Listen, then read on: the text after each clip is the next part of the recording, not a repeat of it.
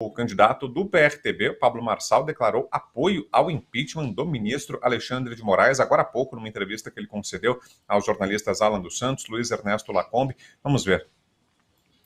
Isso foi o Alexandre de Moraes que cancelou minha candidatura para presidente da República em 2022.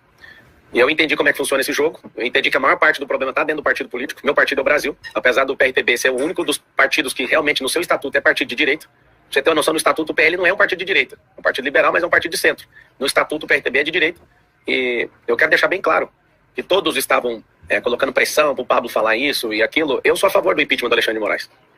Eu já fui vítima do Alexandre de Moraes, igual você foi vítima. Claro que eu não poderia manifestar isso, e você sabe, você vive na sua pele. Eu não poderia fazer isso estando num partido sem expressão.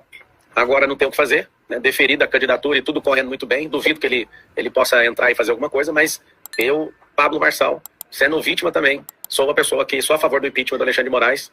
E é uma pena ver um Senado que tem medo, né, de um integrante do Supremo Tribunal Federal. Então deixo muito bem claro isso aqui. Fiz questão de segurar essa informação o tempo inteiro para entregá-la nas suas mãos aqui no último momento, que hoje não tem o que fazer. Tá faltando poucas horas para a eleição. Estava entalado aqui à vontade de falar. O Silas está certo, gravou 28 vídeos me atacando para fazer isso. Eu te agradeço, Silas Malafaia. Agora vamos ver você falar. Parece que ele fez uma... Então, informação importante, fala inédita do Pablo Marçal pela primeira vez se posicionando pelo impeachment do ministro Alexandre de Moraes nesse último dia útil antes da eleição do primeiro turno. Deixa eu só receber aqui na bancada também o nosso Douglas Garcia. O Douglas Garcia vai participar com a gente dessa parte final aqui do programa. Fala, Douglas, boa noite. Fala, Brau, boa noite. Vocês estão conseguindo me ouvir bem? Ouço bem, tudo certinho. Maravilha, maravilha. Vou começar. Vou passar a palavra aqui para o Consta, para a gente abrir esse giro. Sua análise, Consta, sobre esse posicionamento do Marçal.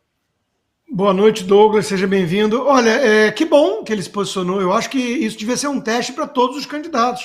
E ele se posicionar, ainda que nos 45 do segundo tempo, né, que tem uma razão de ser, como ele mesmo explicou, não ter uma candidatura impugnada, invenção qualquer, derruba, de certa forma, uma crítica, uma pressão e uma crítica que muita gente bolsonarista vem fazendo a candidatura dele, que é exatamente isso. Ele é o cara do sistema, é um cavalo de Troia, é xadrez 4D. Bom, eu estou vendo ele ser perseguido.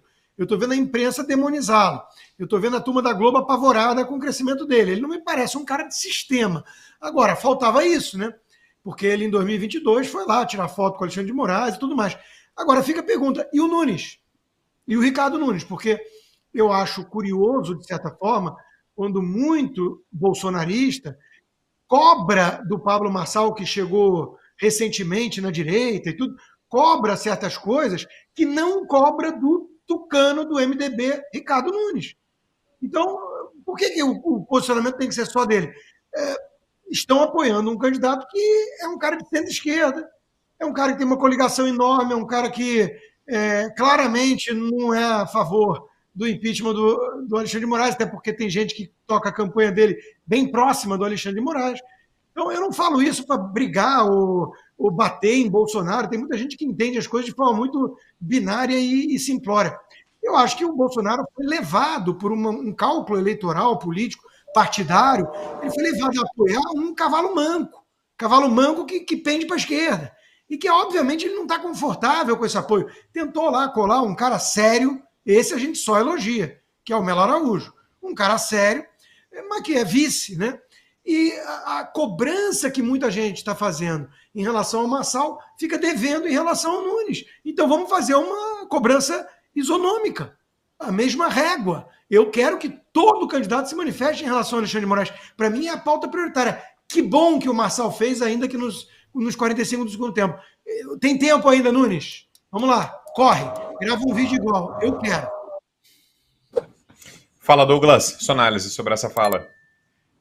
Brau, eu acho o Pablo Marçal extremamente corajoso e o diferencial dele em se posicionar com relação ao impeachment do Alexandre de Moraes é que ele não está com as costas quentes. Quando você olha, por exemplo, de um lado você tem no partido do MDB, Ricardo Nunes poderia se posicionar porque tem ali nada mais, nada menos que Michel Temer para conseguir passar a mão na cabeça ou segurar Alexandre de Moraes de qualquer tipo de retaliação. De outro lado, você tem Datena. Ora, senhores, tem até foto do Alexandre de Moraes segurando um tucano de brinquedo ao lado de João Dória, tá entendendo? Do outro lado, você tem Tabata Amaral, do PSB, que dispensa comentários. Guilherme Boulos, então, nem se fala. você tem toda um arcabouço de candidatos que têm as costas quentes, que poderiam se posicionar contra Alexandre de Moraes e ainda assim não acontecer nada. Mas Pablo Marçal, que é de um partido extremamente pequeno, não tem tempo de TV, não tem representatividade no Congresso Nacional, não tem quase absolutamente nada, teve a coragem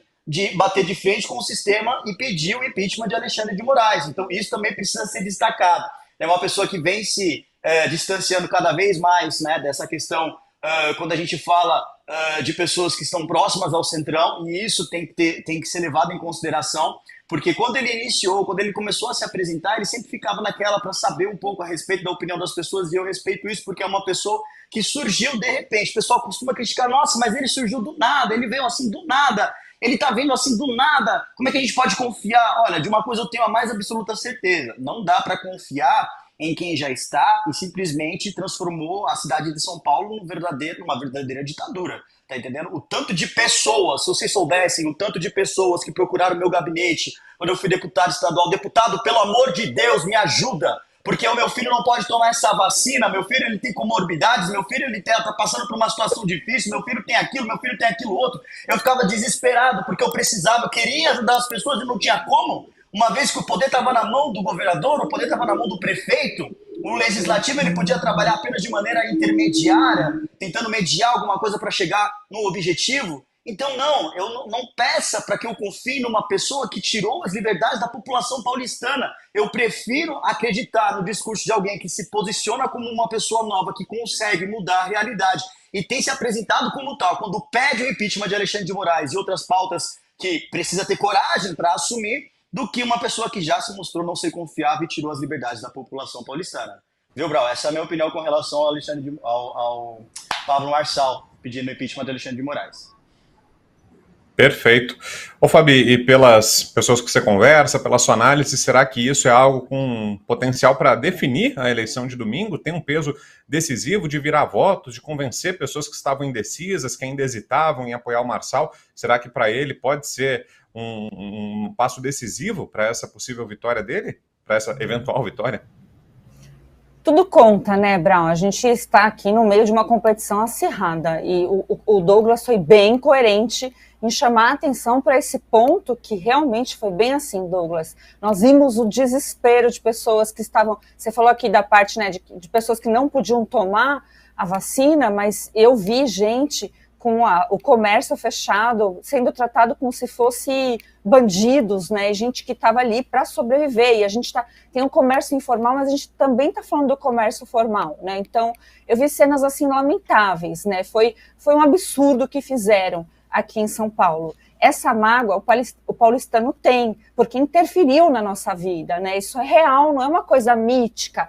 Tem gente que acha que talvez esse negócio de censura, Alexandre de Moraes está muito longe, para nós não, mas assim, tem gente que ainda acha, né? Embora a gente saiba que não, né? Que faz parte aí, que a censura é um dos direitos fundamentais, é a nossa liberdade de expressão.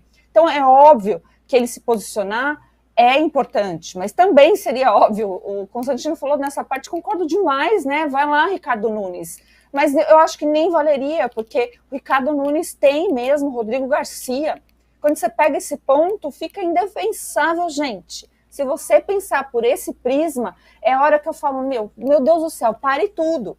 Porque a minha pauta pessoal prioritária é a questão das liberdades. Você vai ter uma pessoa que é ligada ao ministro, fica muito complicado, gente. São dois discursos completamente diversos, evasivos. E quem aqui sabe... Eu venho falando, o pessoal sabe que eu não tenho a mínima simpatia pelo Pablo Marçal, mas, diante desses fatos aí, gente, isso são fatos, né? Se eu acompanhar a campanha do Nunes, ela me dá aquele afastamento natural, quanto mais eu sei, tem hora que eu preferia nem saber tanto.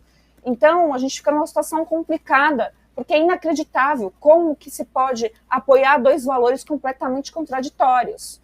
Então, né, fora outra coisa, o Nunes é uma pessoa que não tem carisma, não tem o punch. Então, esse vácuo aí é esse resultado que nós estamos vendo, né? A contragosto ou a gosto meu, isso não importa. Mas esse vácuo causado por dizerem, fazer o povo paulistano acreditar que aqui da direita não se ganhava quando o João Dória, que se passava pela direita, ganhou no primeiro turno, gente. Que papinho é esse? Tá estranho, mas todo mundo sabe o que o Dória foi. Isso aí, esse é o problema. Esse pessoal me parece ser a continuação de Dória. Eu tenho arrepio, gente. Acho que eu prefiro um esquerdista, eu não tô brincando. Fala, Serrão. Pablo Marçal está sendo coerente com sua estratégia disruptiva. Nada mais do que isso. E isso o eleitorado está percebendo e vai cobrar.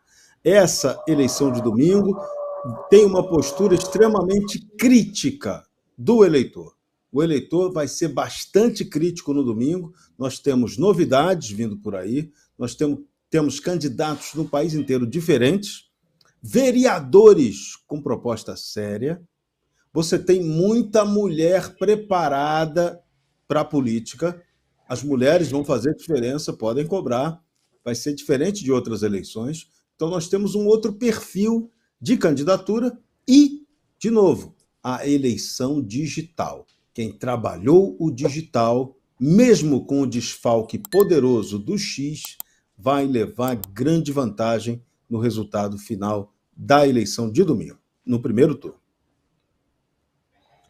Falando do cenário, a gente tem aqui em destaque uma pesquisa que foi divulgada hoje, pesquisa Real Time Big Data, e que está em linha com todas as outras, aliás, que foram divulgadas essa semana. Pode colocar na tela, Cláudio, por gentileza, pesquisa Real Time Big Data de intenções de voto em São Paulo. O cenário é esse: Pablo Marçal, 27%, Guilherme Boulos, 26%, Ricardo Nunes, 24%. Depois vem Tabata Amaral, Datena e Marina Helena. Mas ali no bloco inicial, esses três candidatos. Segunda pesquisa, empate técnico, mas com o Pablo Marçal numericamente à frente. E aí, Douglas, queria te ouvir sobre isso. Você pode fazer suas considerações sobre as pesquisas, os questionamentos, as ressalvas que são necessárias quanto a isso, mas todas elas estão mostrando essa arrancada do Pablo Marçal, né? Na reta final, ele ganhou fôlego, segundo todos os institutos, de forma unânime, pelo menos. Que leitura você faz disso? Como é que você vê esse cenário para a votação de domingo? Eu vejo que é um fenômeno, Vitor. Nas manifestações que aconteceram, por exemplo, do 7 de setembro, eu vi muita gente com boné do Pablo Marçal, um monte de gente com boné do Pablo Marçal, foi uma coisa surreal. As pessoas que eu converso na rua, e o mais interessante disso, e que eu acredito que furou a bolha, que eu não estou falando só da questão de direita, eu estou falando que quando eu entrei na periferia, eu moro na favela, eu morei na favela durante 24 anos da minha vida, eu fui eleito ainda morando numa favela chamada Buraco do Sapo. Quando eu visito a periferia, eu converso com a molecada de lá, os jovens, todos eles se posicionam a favor de Pablo Marçal. Isso é interessantíssimo, porque é um lugar onde o Guilherme Boulos não está conseguindo penetrar, ele não está conseguindo captar o voto dos jovens de periferia.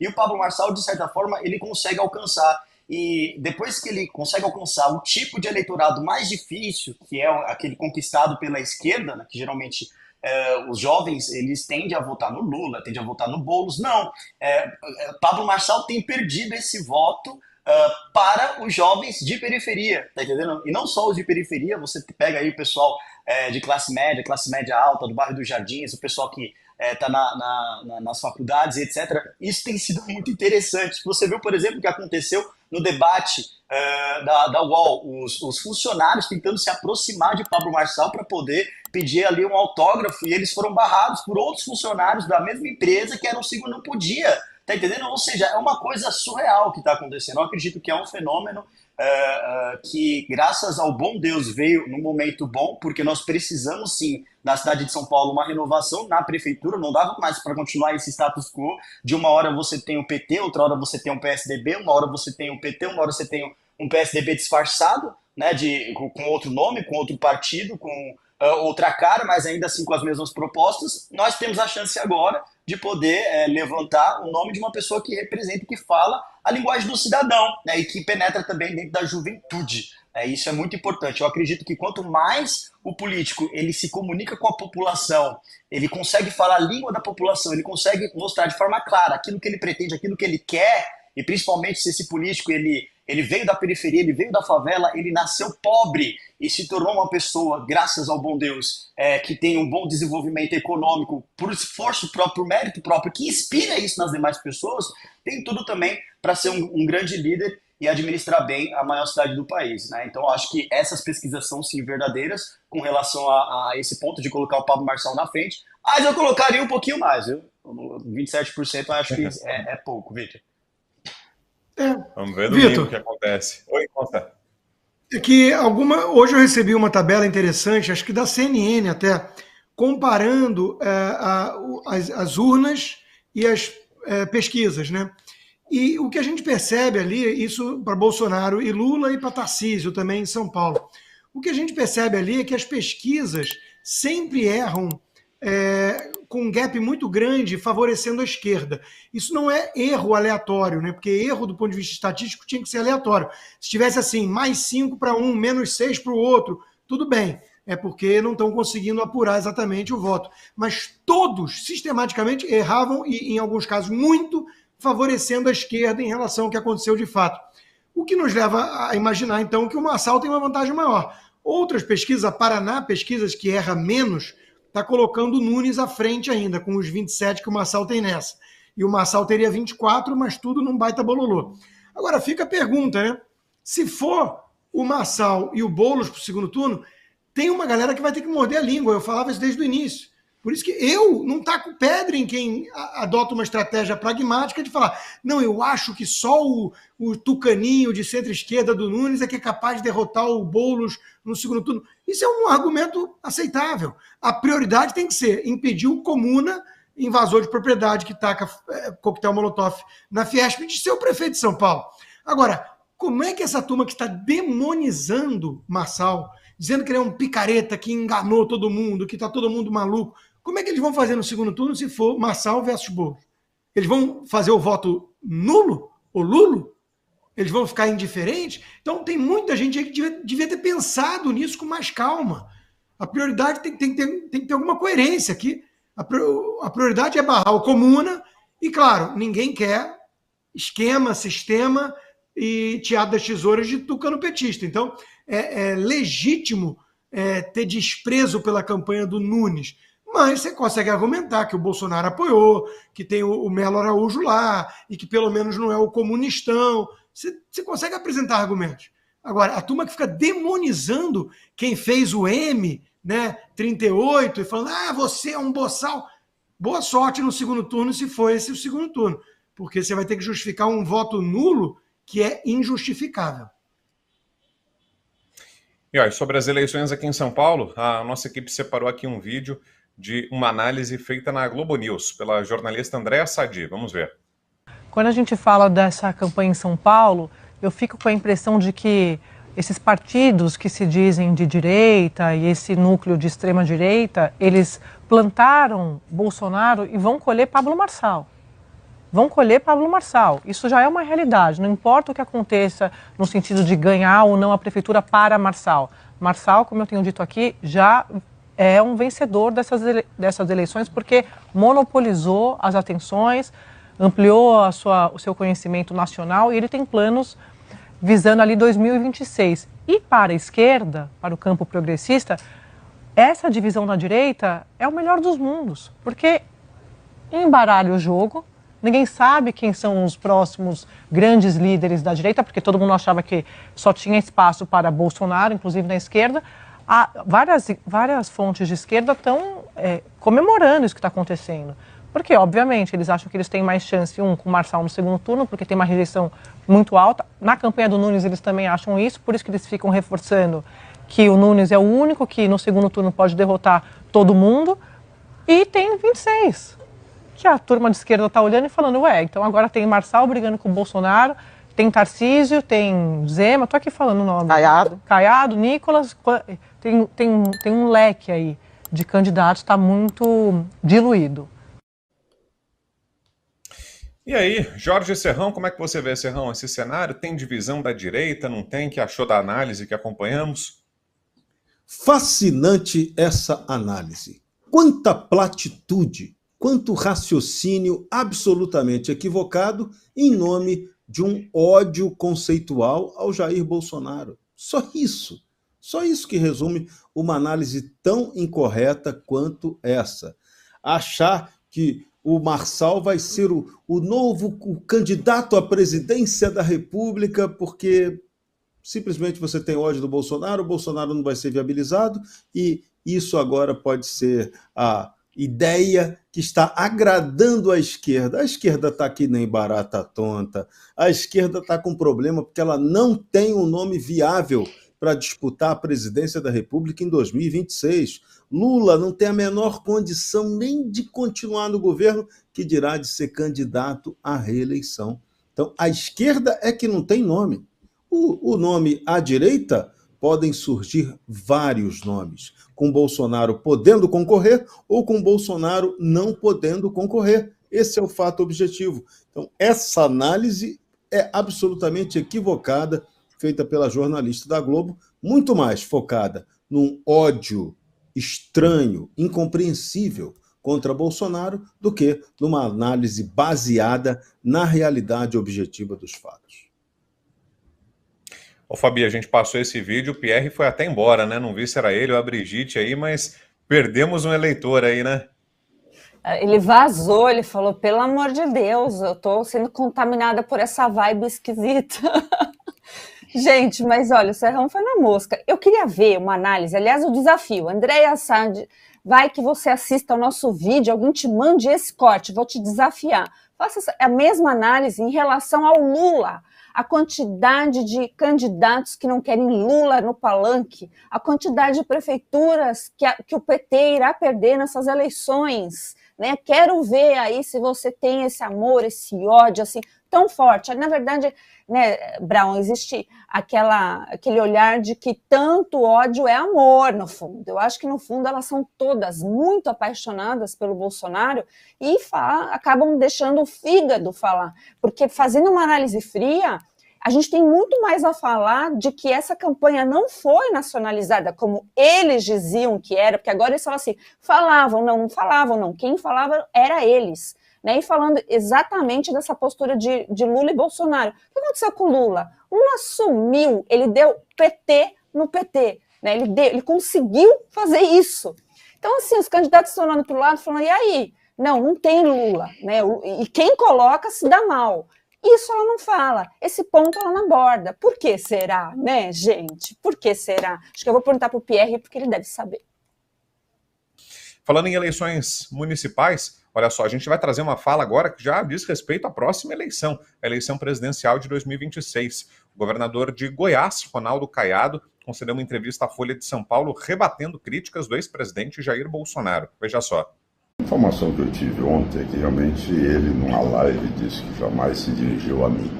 Tá certo? As pessoas conhecem a trajetória do Ronaldo Caiado muito bem. Eu posso dizer algo mais. É que Ronaldo Caiado é um homem que Deus o poupou do sentimento medo.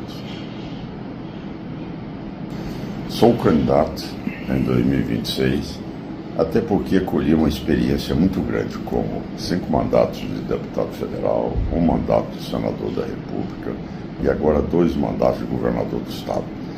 E o que nós realizamos em Goiás, para ver um estado que estava totalmente destruído, tá certo? Com envolvimentos de corrupção, como também desmandos da máquina pública, que nós transformamos esse estado em 5 anos e 8 meses.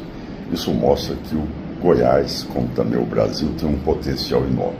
Basta ser bem gerido. Vou fazer um giro rápido aqui com os parceiros, em 1 minuto cada um, para as análises finais. Consta, Fabi, Serrão e Douglas, sobre esse embate aí entre Ronaldo Caiado e Jair Bolsonaro. Você começa, Consta. Muito rapidinho, né? Ele tem direito a ser candidato, se colocar como pré-candidato, ele tem méritos e alguns deméritos na pandemia, acima de tudo, e representaria ali um candidato de centro-direita. O Zema também pode querer isso e também tem críticas merecidas. O Bolsonaro gravou um vídeo ainda há pouco agora detonando o Salles, de forma indireta, dizendo que quer rachar a direita e tudo. Os nervos estão à flor da pele por conta do fenômeno Marçal em São Paulo.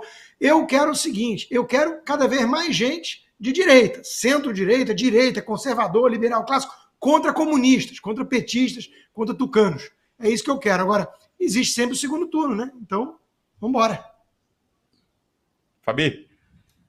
Eu também, de forma rápida, eu considero Caiado, Zema e Tarcísio da mesma prateleirinha, do mesmo potinho, ou seja, essa tendência de tucanismo que vai continuar achando, né, que não existe, aí fica falando, polarização, vocês são muito, como é que eles falam? Eles querem dizer que nós somos muito ideológicos. A esquerda é ideológica beça, né? Então não venha me cobrar a ausência de ideologia quando a gente está lutando com uma esquerda que é completamente alinhada. Então não dá para ser puritano nesse ponto. Então coloco nessa prateleira, Brown. É esse meu retrato, mas pode ser que mude, porque realmente a prioridade é não ter nunca mais esquerda comandando o país, né? Já chega esse revanche aí do Lula. Diga, Serrão. Na veia, vocês acertaram bem. Olha, tem muita água ainda para passar embaixo dessa ponte, mas pode ter muita seca e também pode ter inundação que derrube até a ponte. O cenário para 2026 não tem nada de concreto e objetivo. Jair Bolsonaro é uma candidatura que ainda é uma incógnita. Há uma grande torcida para que ele possa ser candidato, mas o sistema não quer isso. O sistema está querendo inventar uma história de que o candidato para a próxima eleição é o centro. Combinaram isso com o eleitor? Eis a questão. Fala, Douglas. Brau, Jair Bolsonaro é insubstituível. Eu não acredito que nós tenhamos um líder de direita ao ponto de poder substituí-lo em 2026. E como o Serrão disse, ainda não dá para bater o martelo e dizer, olha, não tem como o Bolsonaro ser candidato em 2026. Não, muito pelo contrário.